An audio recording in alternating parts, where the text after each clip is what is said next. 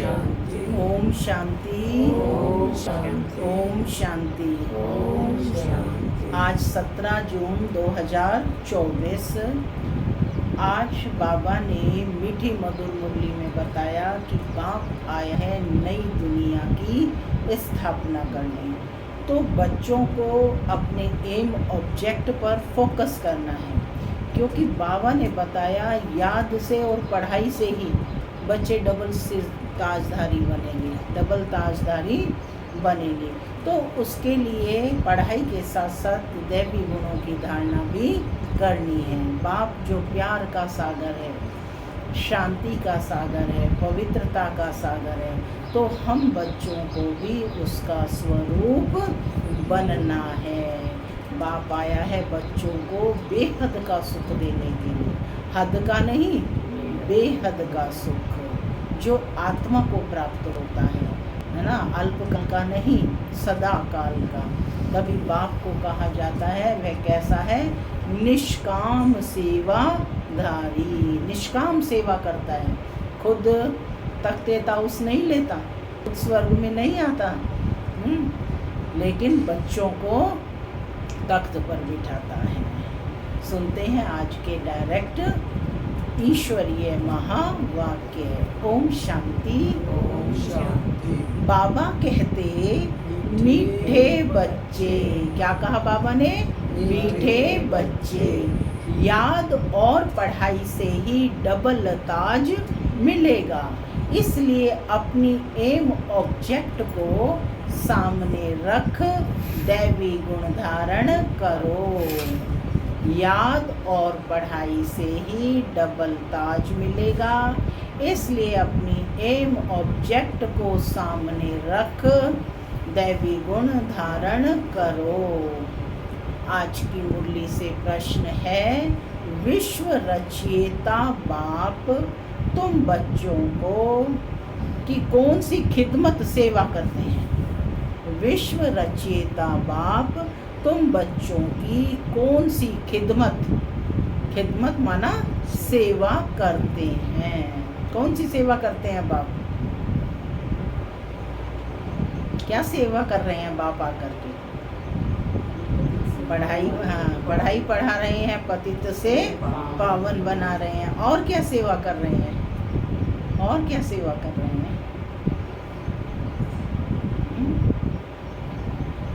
और क्या सेवा कर रहे हैं। सुख शांति प्रेम आनंद का वर्षा बच्चों को दे रहे हैं। सुनते हैं बाबा का उत्तर।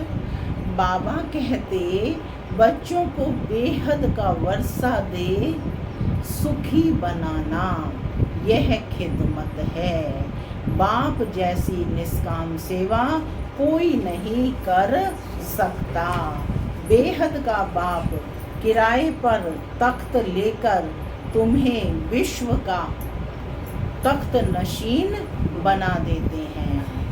बेहद का बाप किराए पर तख्त लेकर तुम्हें विश्व का तख्त नशीन बना देते हैं। खुद ताउसी तख्त पर नहीं बैठते, लेकिन बच्चों को ताउसी तख्त पर बिठाते हैं। बाप के तो जड़ मंदिर बनाते, उसमें उन्हें क्या टेस्ट आएगा।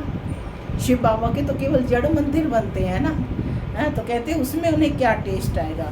मजा तो बच्चों को है जो स्वर्ग का राज्य भाग्य लेते हैं। ओम शांति। माना मैं आत्मा शांत स्वरूप हूँ, शांति मेरा स्वधर्म है। बाबा कहते मीठे बच्चे अब घर वापस जाना है, जाना है तो तैयारी करनी है। क्या कहते बाबा, मीठे मीठे रूहानी बच्चों को बाप कहते हैं कि अपने को आत्मा समझ बाप को याद करो। ओम शांति का अर्थ तो बच्चों को समझाया है। बाप भी बोलते हैं तो बच्चे भी बोलते हैं ओम शांति, क्योंकि आत्मा का स्वधर्म है शांत। तुम अब जान गए हो कि हम शांति धाम से यहाँ आते हैं। पहले पहले सुख धाम में, फिर पुनर्जन्म लेते लेते 84 पुनर्जन्म लेते लेते दुख धाम में आते हैं।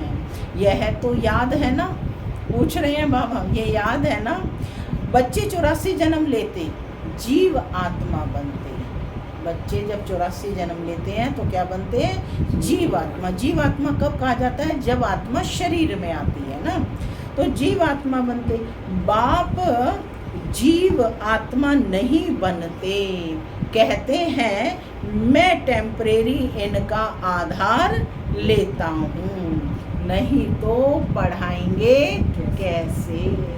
बिना टेम्परेरी शरीर लिए बाप पढ़ाएंगे कैसे? बच्चों को घड़ी घड़ी कैसे कहेंगे कि मन मना भव, अपनी राजाई को याद करो। इसको कहा जाता है सेकंड में विश्व की राजाई। बेहद का बाप है ना, तो ज़रूर बेहद की खुशी, बेहद का वर्षा ही देंगे। बाप बहुत सहज रास्ता बताते हैं। कैसा रास्ता बताते हैं बाप? सहज रास्ता बताते हैं। कहते हैं अब इस दुख धाम को बुद्धि से निकाल दो। जो नई दुनिया स्वर्ग स्थापन कर रहे हैं उनका मालिक बनने के लिए तुम मुझे याद करो तो तुम्हारे पाप कट जाएं, तुम फिर से सतो प्रधान बन जाएंगे। इसको कहा जाता है सहज याद। जैसे बच्चे लौकिक बाप को कितना सहज याद करते हैं, मुश्किल होता है लौकिक बाप को याद करना, याद सहज है।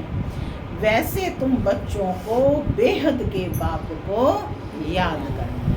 तो बेहद के बाप को याद करना भी सहज है, सहज है हाँ, लेकिन सरल नहीं है। सहज तो है तो क्योंकि घड़ी घड़ी भूल जाते हैं, इसीलिए तो कहा ना कि स्वयं को आत्मा समझ परम आत्मा को याद करना है। इसी में ही मुश्किल आती है, इसी में माया विघ्न डालती है। तो सहज तो है लेकिन सरल नहीं है, इसको समझना है सहज और सरल। तभी बाबा ने कहा तुम फिर से सतो प्रधान बन जाएंगे। इसको कहा जाता है सहज याद। जैसे बच्चे लौकिक बाप को कितना सहज याद करते हैं, वैसे तुम बच्चों को बेहद के बाप को याद करना है। बाप ही दुख से निकाल सुख धाम में ले जाते हैं, वहाँ दुख का नाम निशान नहीं है। बहुत सहज बात करते हैं बाप, बहुत सहज बात करते हैं। अपने शांति धाम को याद करो। जो बाप का घर है वह तुम्हारा घर है, और नई दुनिया को याद करो, वह तुम्हारी राजधानी है। बाप तुम बच्चों की कितनी निष्काम सेवा करते हैं। बाप को कोई लोभ लालच नहीं है, निष्काम सेवा करते हैं। तुम बच्चों को सुखी कर फिर बाप वानप्रस्थ यानी परम धाम में बैठ जाते हैं। तुम भी परम धाम के वासी हो, उसको निर्वाण धाम वानप्रस्थ भी कहा जाता है। उसको निर्वाण धाम और वानप्रस्थ भी कहा जाता है, माने वहाँ पर वाणी से परे है ना। बाप आते हैं बच्चों की खिदमत करने। क्या खिदमत करते हैं? वर्षा देने। यह खुद भी बाप से वर्षा लेते हैं। यह खुद कौन? ब्रह्मा बाबा भी शिव बाबा से वर्षा लेते हैं। शिव बाबा तो है ऊंचते ऊंच भगवान, शिव के मंदिर भी हैं। उनका कोई बाप वटचर नहीं है। सारे सृष्टि के आदि मध्य अंत का ज्ञान उनके पास है। कहाँ से आया? माने बाबा के पास ये ज्ञान कहाँ से आया? क्या कोई वेद शास्त्र आदि पढ़े? नहीं। बाप तो है ज्ञान का सागर, सुख का सागर, शांति का सागर। बाप की महिमा और दैवी गुणों वाले मनुष्यों की महिमा में फर्क है। बाप की महिमा वो हर चीज़ का सागर है, और दैवी गुणों वालों की, मनुष्य की महिमा क्या है? देवताओं की महिमा क्या है? सर्वगुण संपन्न, 16 कला संपूर्ण, संपूर्ण निर्विकारी, है ना। तुम दैवी गुण धारण कर यह देवता बनते हो। पहले आसुरी गुण थे, असुर से देवता बनना यह तो बाप का ही काम। असुर से देवता बनाना यह तो बाप का ही काम है। एम ऑब्जेक्ट भी तुम्हारे सामने है। क्या है aim object? Location, Lakshmi Narayan सदृश बनना। जरूर ऐसे श्रेष्ठ कर्म किए होंगे। कर्म, अकर्म, विकर्म की गति अथवा हर बात समझाने में बाबा कहते 1 सेकंड लगता है। बाबा कहते हैं मीठे मीठे बच्चों को पार्ट बजाना ही है। यह पार्ट तुमको अनादि अविनाशी मिला हुआ है। आत्मा का पार्ट कैसा है? अनादि और अविनाशी, जो कभी खत्म नहीं होता है, जिसका कभी विनाश नहीं होता है, इसलिए अनादि अविनाशी। तुम कितना बारी सुख दुख के खेल में आए हो, कितना बार तुम विश्व के मालिक बने हो, कितनी बार बने हो? अनगिनत बार, है ना। ये चलता रहता है चक्र, हम आत्माएं बनते रहते हैं। बाप कितना ऊंच बनाते हैं।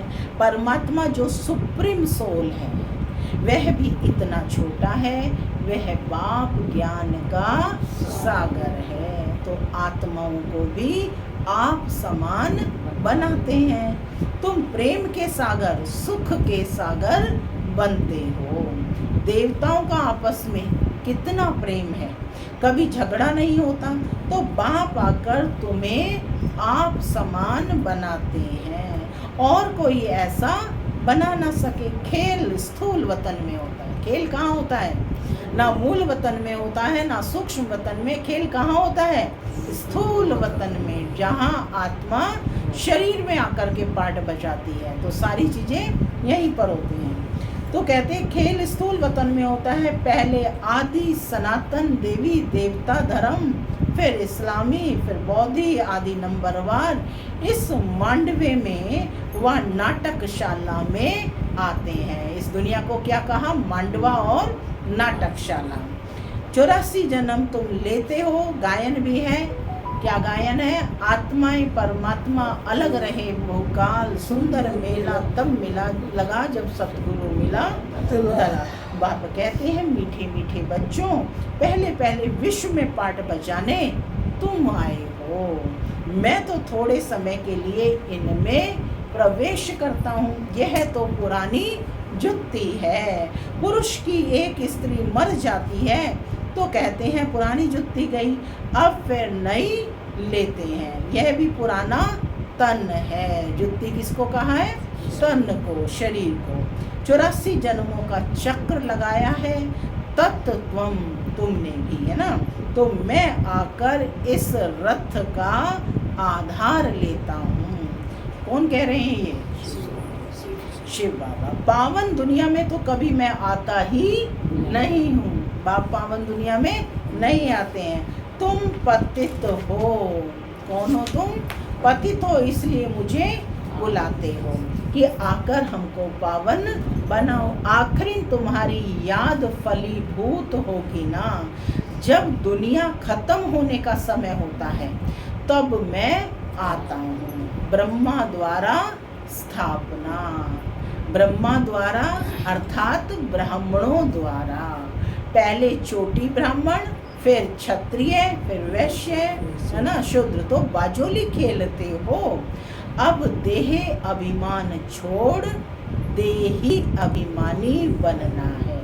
बाप कहते तुम 84 जन्म लेते हो। मैं तो एक बार सिर्फ तन का लोन लेता हूँ। कितनी बार कहा? एक ही बार इस तन का, माने ब्रह्मा के तन का लोन लेता हूँ, किराए पर लेता हूँ। हम इस मकान के मालिक नहीं हैं। इनको तो हम फिर छोड़ देंगे। किराया तो देना पड़ता है। जिस मकान में रहेंगे तो उसका किराया तो देना पड़ता है ना। बाप कहते हैं मैं मकान का किराया देता हूँ। बेहद का बात है, कुछ तो किराया देते होंगे ना।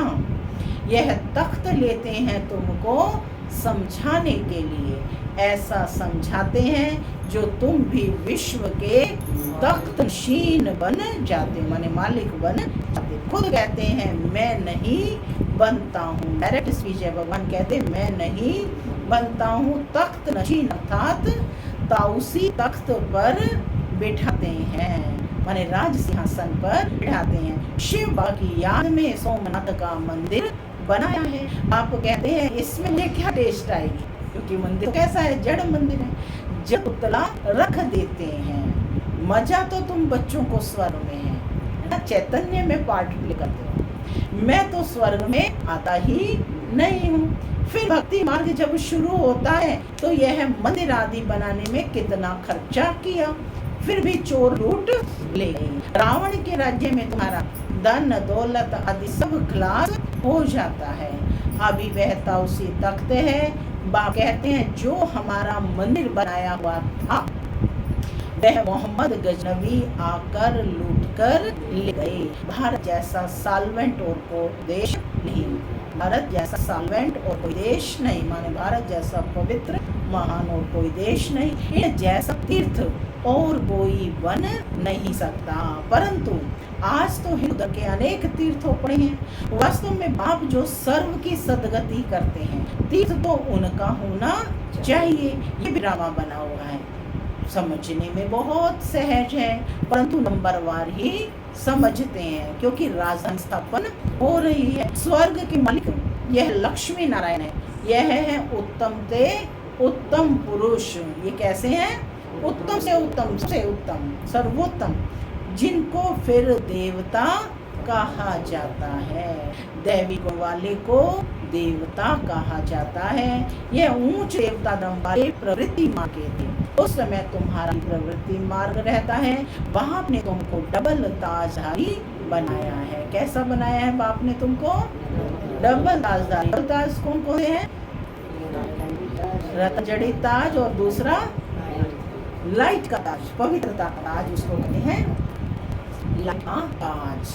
तो बाबा कहते कि तो डबल ताजधारी बनाया। रावण ने दोनों ही ताज उतार दिए। अब तो नो ताज, न पवित्रता का ताज, न धन का ताज, दोनों रावण ने उतार दिए। तो बाप आकर तुमको दोनों ताज देते हैं। इस याद और पढ़ाई से इसलिए गाते हैं, और गॉड फादर हमारा गाइड बनो, लिबरेट भी करो, तब तुम भी पंडा रखा हुआ है। बोलो तुम पंडा। पांडव, कौरव, यादव क्या करते हैं? 3 सेना है ना, पांडव, कौरव और यादव। तो बाबा क्या करें? कहते हैं बाबा हमको दुख के राज्य से छुड़ाकर साथ ले जाओ। बाबा सचखंड की स्थापना करते हैं, जिसको स्वर्ग कहा जाता है। फिर रावण झूठ खंड बनाते हैं। वे कहते हैं श्री कृष्ण भगवान वाच, और बाप कहते हैं शिव भगवान वाच। भारतवासियों ने नाम बदल लिया तो सारी दुनिया ने बदल लिया। क्या भारत का क्या हो गया? रख दिया हिंदुस्तान, सिंध प्रदेश के आसपास रहने वाले स्थान को, क्योंकि उनको सबको हम बोलते थे, ठीक है ना, तो उन्होंने सिंधु को हिंदू बोलना शुरू कर दिया, भारत का नाम हिंदुस्तान रख दिया। तो कहते हैं भारतवासियों ने नाम बदल लिया तो सारी दुनिया ने बदल लिया। श्री कृष्ण तो देहधारी है, विदेही तो एक शिव बाबा है। अब वहाँ द्वारा तुम बच्चों को माइट यानी शक्ति मिलती है, सारे विश्व के तुम मालिक बनते हो। सारा आसमान, सारी धरती तुमको मिल जाती है, कोई की ताकत नहीं जो तुमसे छीन सके। कोना कल्प कोई तुमसे नहीं। तो लास्ट में आते हैं ना, है ना, अंग्रेज लोग जब भारत कब्जा करते हैं, उन्हों की तो जब वृद्धि होकर करोड़ों की अंदाज में हो, तब लश्कर लाकर तुमको जीतते हैं। बाप बच्चों को कितना दुख देते हैं, कितना सुख देते हैं। दुख नहीं, बाप बच्चों को कितना सुख देते हैं। उनका गाय नहीं है, दुख हरता सुख करता। इस समय बाप तुमको कर्म, अकर्म और विकर्म की गति बैठ समझाते हैं। रावण राज्य में कर्म विकर्म बन जाते हैं। क्यों? क्योंकि देह अभिमान में आकर कर्म करते हैं। सतयुग में कर्म अकर्म न्यूट्रल होते हैं ना, कर्म अकर्म हो जाते हैं। अभी तुमको एक सतगुरु मिला है। सतयुग में कर्म न्यूट्रल है ना, कि यहाँ उनकी प्रारब्ध हम भुगते हैं ना, जो कर्म हमने यहाँ पर सुकर्म किए उनके फल की प्राप्ति, उसको कहते हैं प्रारब्ध। तो कहते हैं कि सतयुग में कर्म अकर्म हो जाते हैं। अभी तुमको एक सतगुरु मिला है जिसको पतियों का पति कहते हैं, क्योंकि वह पति लोग भी सब उसको याद करते हैं। तो आप समझाते हैं कि कितना वंडरफुल ड्रामा है, इतनी छोटी सी आत्मा में अविनाशी पार्ट भरा हुआ है। कैसा अविनाशी? 84 जन्मों का ना अविनाशी पार्ट भरा हुआ, जो कभी मिलने वाला नहीं है। इनको अनादि अविनाशी ब्रह्मा कहा जाता है। God is one. रचना अथवा सीढ़ी और चक्र सब एक ही है, न कोई रचना को न रचना को जाने। ऋषि मुनि भी सब कह देते कि हम नहीं जानते। अभी तुम संगम पर बैठे हो, तुम्हारी माँ के साथ युद्ध है, वह छोड़ती नहीं है। बच्चे कहते हैं बाबा माया का थप्पड़ लग गया। बाबा कहते हैं बच्चे की चट कर दी। तुम्हें भगवान पढ़ाते हैं तो अच्छी पढ़ना चाहिए। क्या कहा मुन्नी बहन? हाँ, क्यों? कौन पढ़ाते हैं? स्वयं भगवान पढ़ाते हैं। तो तुम्हें कैसे पढ़ना चाहिए? अच्छी रीति पढ़ना चाहिए। ऐसी पढ़ाई तो फिर 5000 वर्ष बाद मिलेगी। अच्छा, मीठे मीठे सिक्के लगे बच्चों की मात पिता यादार और गुड मॉर्निंग। रूहानी बाप की रूहानी बच्चों को नमस्ते। रूहानी बच्चों की रूहानी मात पिता बाप दादा को याद प्यार गुड मॉर्निंग और नमस्ते। सदा रहो हंसते बनो फरिश्ते। चलो धारणा के लिए मुख्य सार। पहला, इस दुख धाम से बुद्धि योग निकाल नई दुनिया स्थापन करने वाले बाप को याद करना है, सतो प्रधान बनना है। दूसरा पॉइंट है, बाप समान प्रेम का सागर, सुख का सागर, शक्ति का सागर बना है। कर्म अकर्म और विकर्म की गति को जान सदा श्रेष्ठ कर्म करने हैं। आज का वरदान है, सदा उमंग उत्साह में रहे, मन से खुशी के गीत गाने वाले अविनाशी खुश नसीब भव। क्या कहा? सदा उमंग उत्साह में रहे, मन से खुशी के गीत गाने वाले अविनाशी खुश नसीब भव। आप खुश नसीब बच्चे अविनाशी विधि से अविनाशी सिद्धियां प्राप्त करते हो। आपके मन से सदा वाह वाह की खुशी के गीत बजते हैं। वाह बाबा, वह तकदीर, वह मीठा परिवार, वह श्रेष्ठ संगम का सुहावना समय, हर कर्म वह वह है। इसलिए आप अविनाशी खुश नसीब हो। आपके मन में कभी वाई और आई यानी क्यों और मैं, कल भी बाबा ने कहा वाई को फ्लाई कर दो, है ना। क्यों और मैं नहीं आ सकता, वाई के बजाय वह वह और आई के बजाय बाबा बाबा शब्द ही आता है। मैं कहता नहीं, बाबा कह रहा है। स्लोगन, जो संकल्प करते हो उसे अविनाशी गवर्नमेंट स्टैंप लगा दो तो अटल रहेंगे। गवर्नमेंट की स्टैंप लग जाएगी, अविनाशी गवर्नमेंट है ना, कौन है? सुप्रीम गवर्नमेंट है ना, तो स्टैंप लगा दो तो अटल रहेंगे। मातेश्वरी जी का मास चल रहा है ना, उम्मड़ आने वाला है 24 को। मातेश्वरी जी के मधुर महावाक्य, जीवन की आश पूर्ण होने का ये सुहावना समय है। हम सभी आत्माओं की बहुत समय से ये आस थी कि जीवन में सदा सुख और शांति मिले। अब बहुत जन्मों की आस कब तो पूर्ण होगी। अब यह है हमारा अंतिम जन्म। उस अंत के जन्म की भी अंत है। ऐसा कोई नहीं समझे कि मैं तो अभी छोटा हूँ, छोटे बड़े को सुख तो चाहिए ना, परंतु दुख किस चीज से मिलता है उसका भी पहले ज्ञान चाहिए। अब तुमको नॉलेज मिली है ना। इन 5 विकारों में फंसने के कारण ये जो कर्म बंधन बना हुआ है उनको परमात्मा की याद से भस्म करना है। यह है कर्म बंधन से छूटने का सहज उपाय, माने याद से छूटे।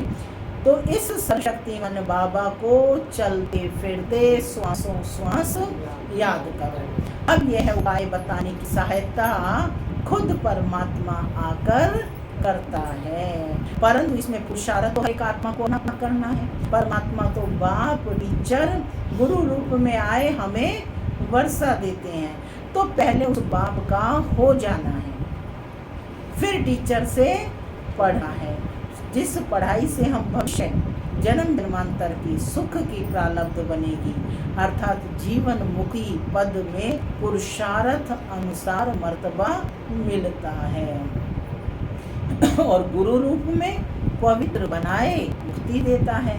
तो इस राज को समझ ऐसा पुरुषार्थ करना है।